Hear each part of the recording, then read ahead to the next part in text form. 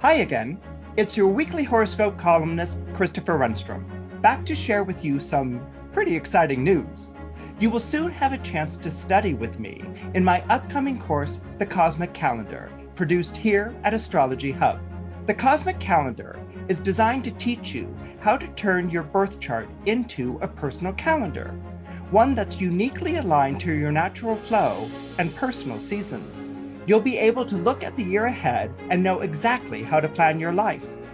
Whether you're looking to launch a business, dive back into the dating pool, or finally get around to writing that book you said you'd get around to writing one day, the Cosmic Calendar will help you to identify the best times of year to pursue your dreams.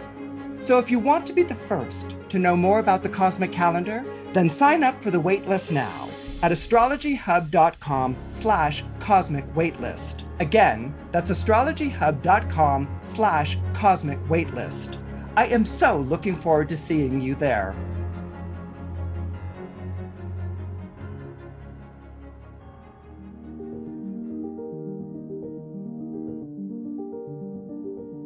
Hello, my name is Christopher Renstrom, and I'm your weekly horoscope columnist here on Astrology Hub.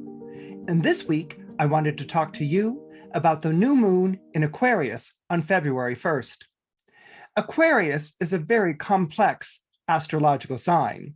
Complex because it's really the last of the three air signs, so it has a tendency to be more abstract in terms of trying to understand what makes this particular sign work.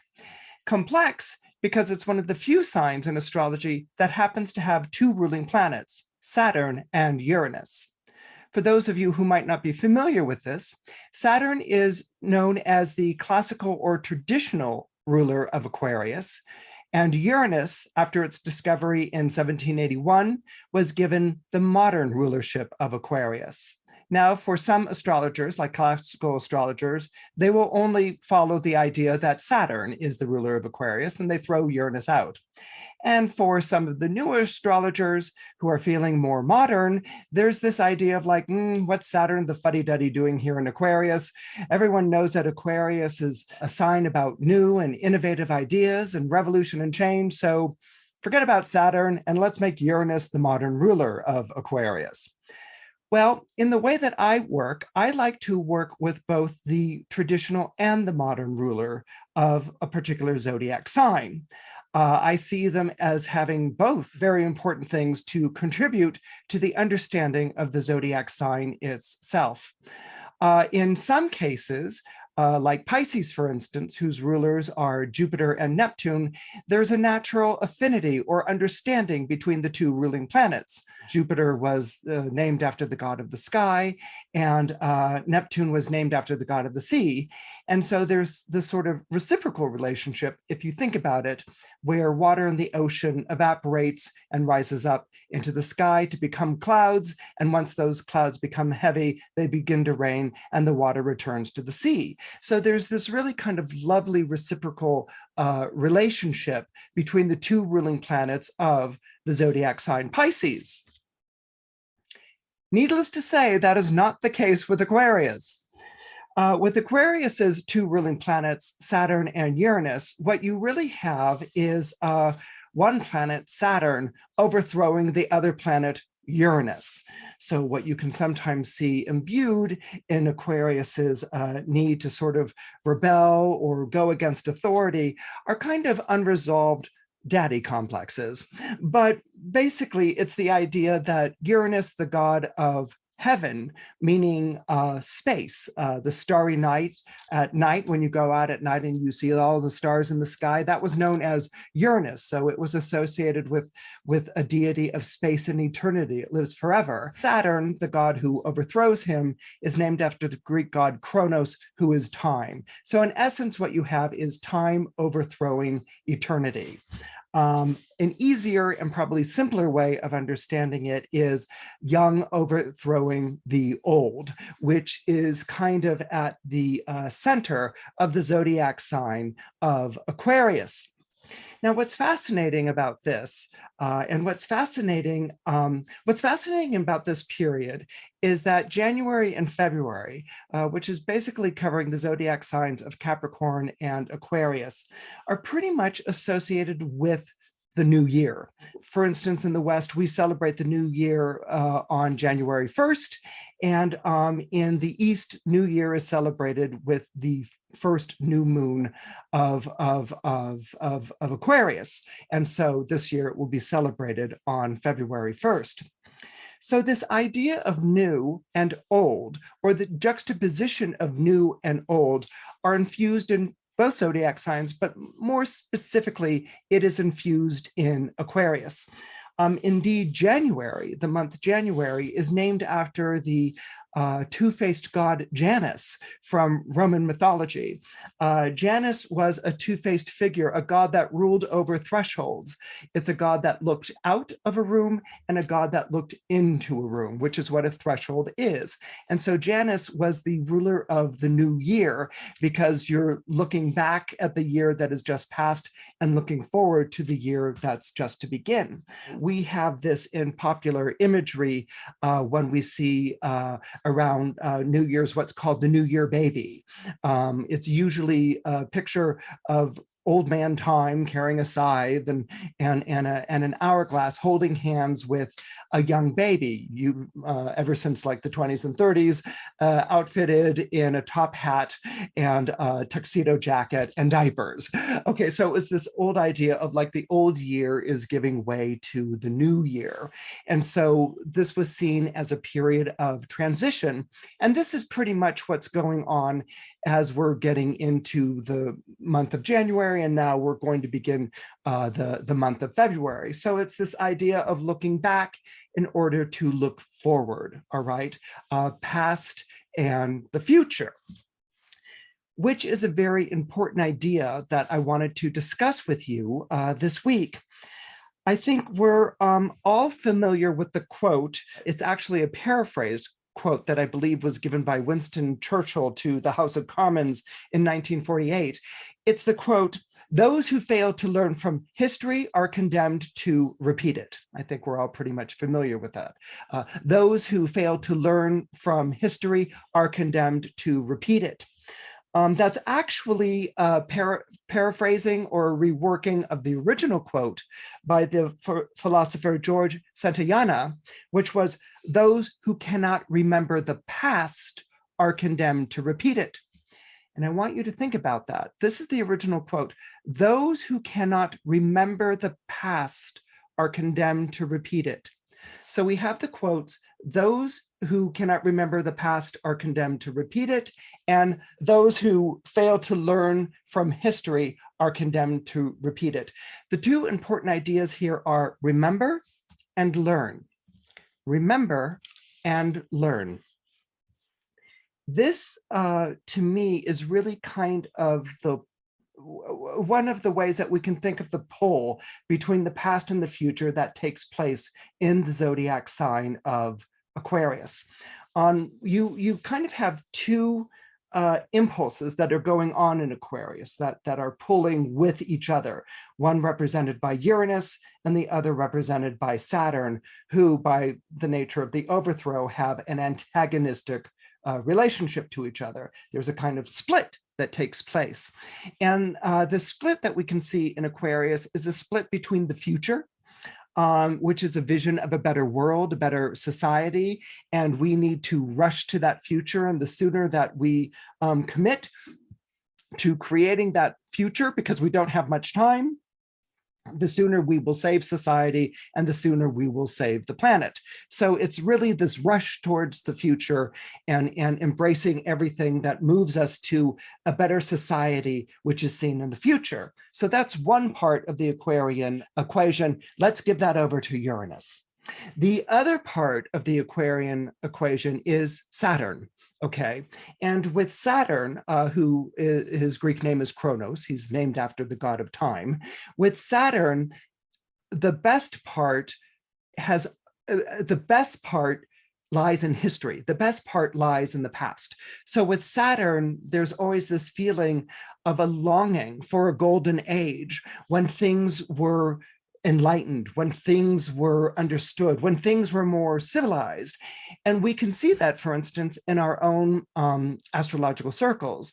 There can be this belief that the older teachings of astrology are the purer, that if you go back and you learn the way astrology was really supposed to be taught, the way that it was originally taught, then you have connected to a purity and you're performing this more enlightened or educated astrology. So in order to find the practices of this ancient art, you need to turn your eyes back towards the past and find it there.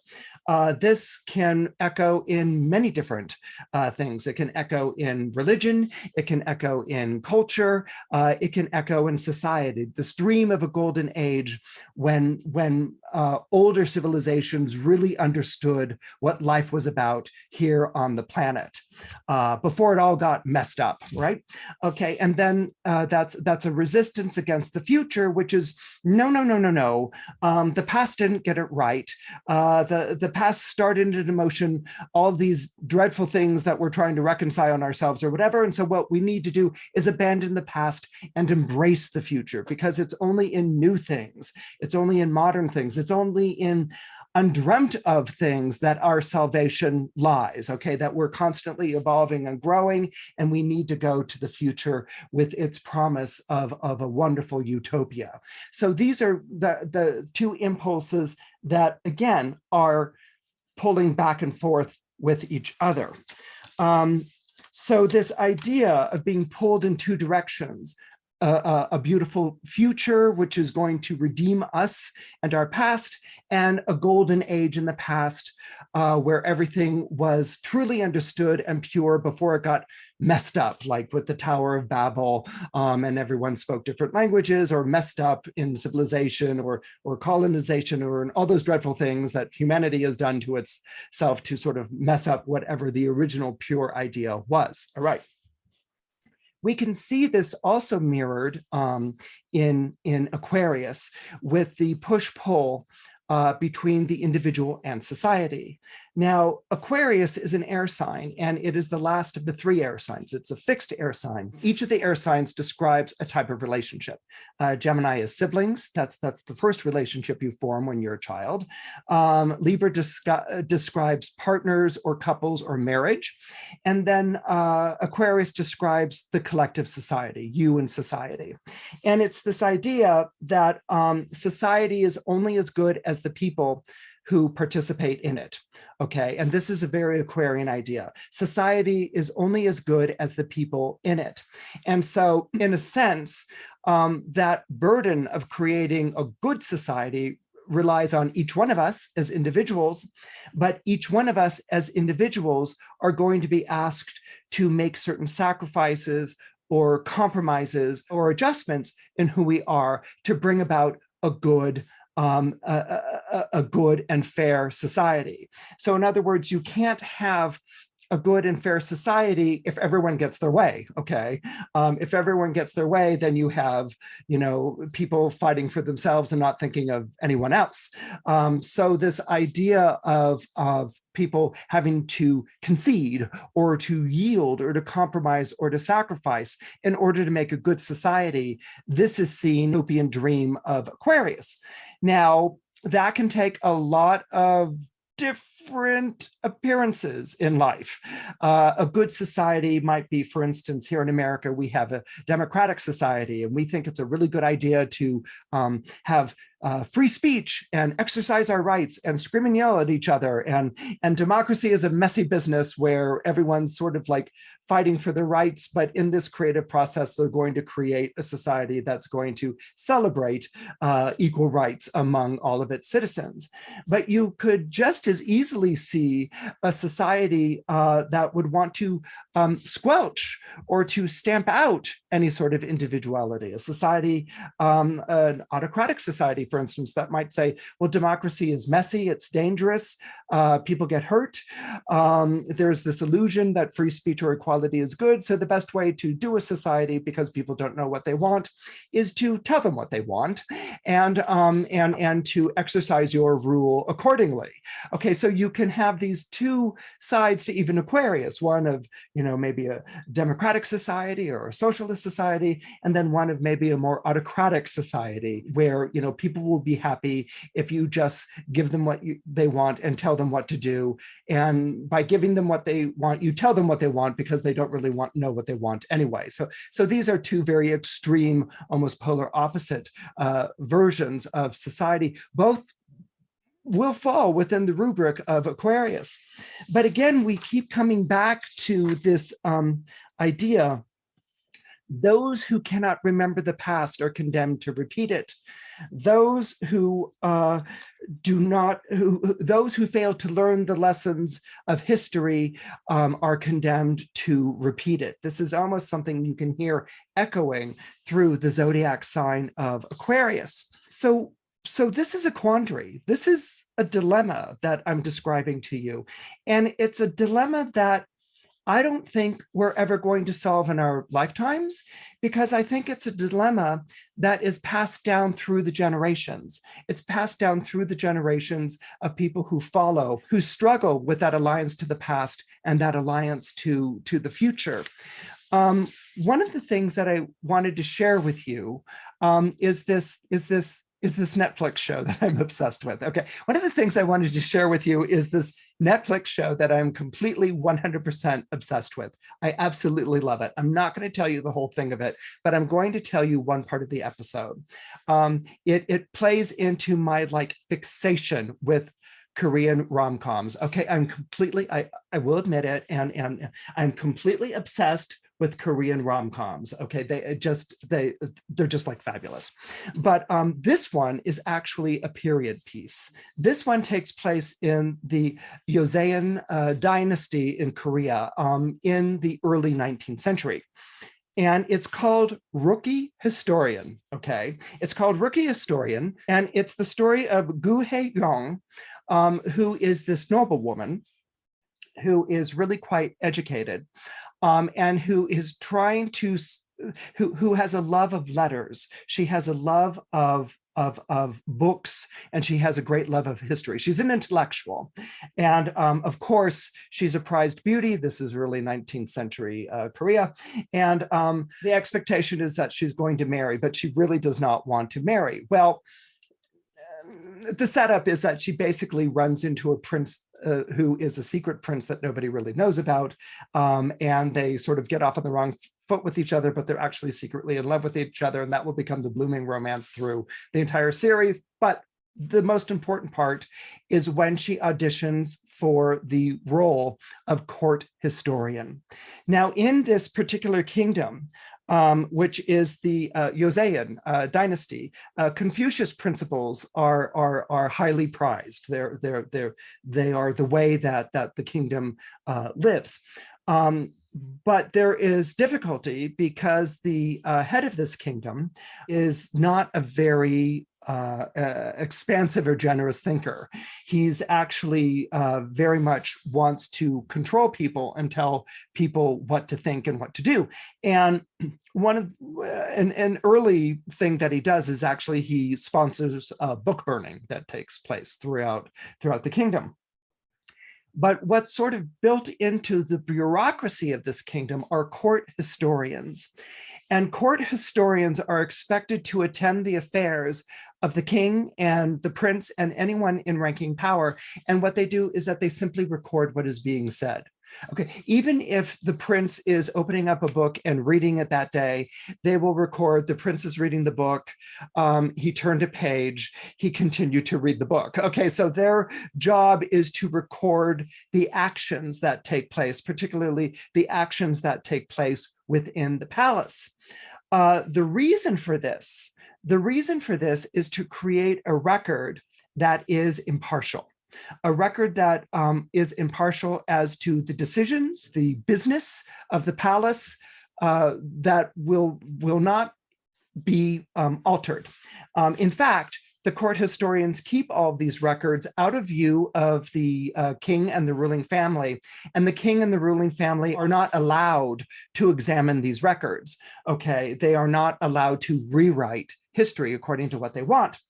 Anyway, there are different things that take place, but the episode that I need to share with you is that our heroine, Gu Heng-rong, finds herself actually as a candidate for court historian. Word goes out through the kingdom that 4 women will be recruited to become court historians in a tradition that has been traditionally, in a practice that has been traditionally male.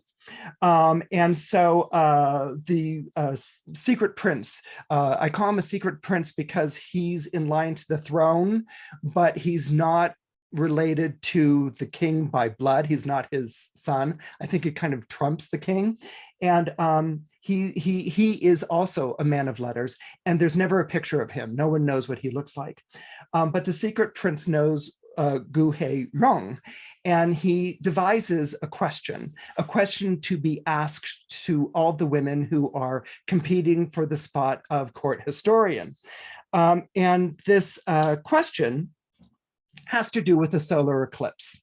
Okay, it has to do with the solar eclipse as it takes place. Now, in this culture, solar eclipse is deemed to be the way that heaven chastises kings for misdeeds. Okay, so when a solar eclipse takes place, it's seen as an evil or a dark thing, and that it is heaven's way of chastising the misdeeds of the king.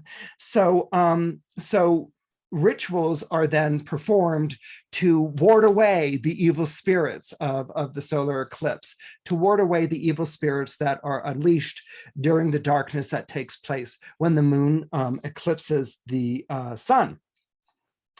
And yet what has been noticed, as you can tell, this is a very long question here, yet what has been noticed is that no matter how many times these rituals are performed, there are still bad things that happen in the kingdom. And what can the king do to avert that or to prevent that? Okay, so the question deals with eclipses are meant to chastise the behavior of kings. Kings have rituals performed in the land to avert or to chase away these spirits, but bad things happen anyway. So what can a king do to prevent that? Okay, so a whole bunch of women take this test. Many of them are cheating, or they've gotten answers given to them by higher ups in palace or whatever, you know, they write it down and they go to it very quickly. And our heroine, Gu Heng-rong, finds herself completely bewildered.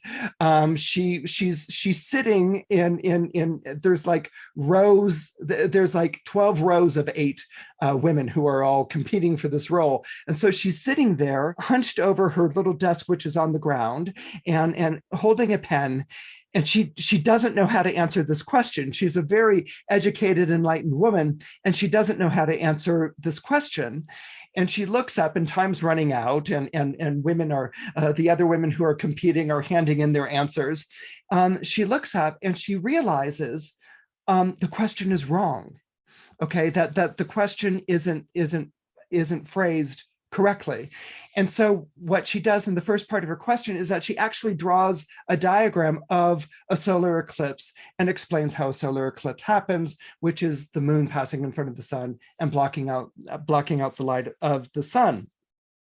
She demonstrates that she knows what a solar eclipse is, but then she also then addresses the falseness of the question.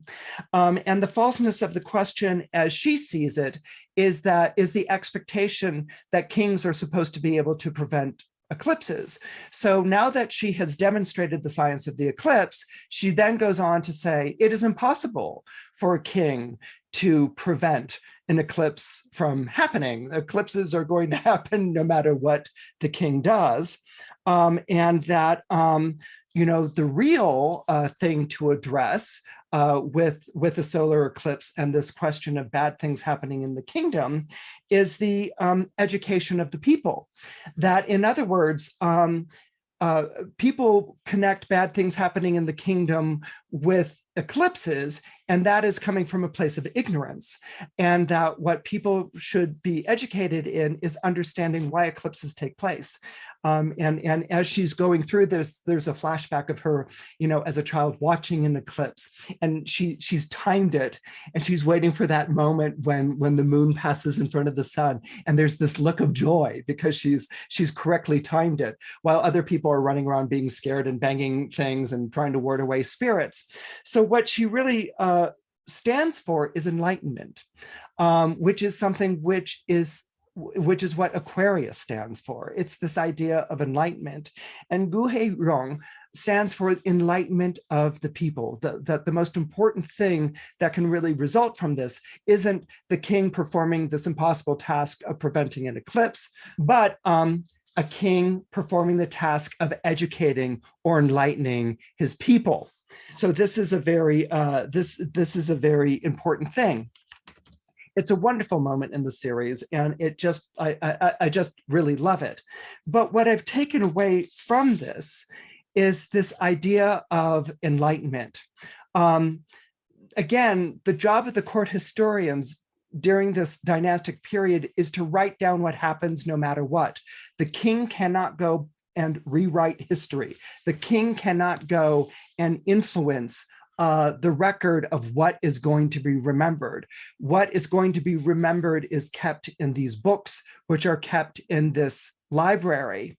And so it's this idea that in our present moment, we aren't really capable of understanding these things. We struggle for enlightenment, but we have a memory of the past, and then there are things that we need to learn, these lessons from the past. And this is the challenge, not the solution. This is the challenge to each of us living in the present time. So I think that, when we return to this idea that remembering the past keeps you from repeating it and learning the lessons of the past. In other words, the past isn't going to be rewritten by a king to make himself look good. Okay, we have to learn the lessons of the past, and learning the lessons of the past also means learning from the faults and the missteps and the bad things that happen, along with learning from all the good things that happen as well.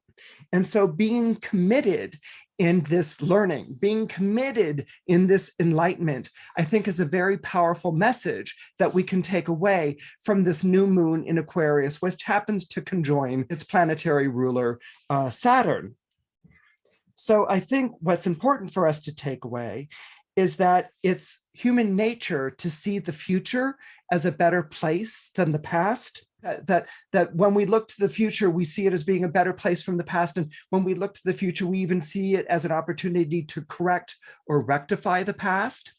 And I think the lesson that we can take from this new moon in Aquarius is it's not our job to correct or to rectify the past.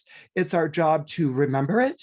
And it's our job to learn from it, because the whole point is that the future is rooted in the past. So whatever we imagine or dream of in the future is rooted in the past. And it's by the honoring of that past and that rising to the challenge of remembering and learning the lessons from it that we are then free to move forward and to embrace a future.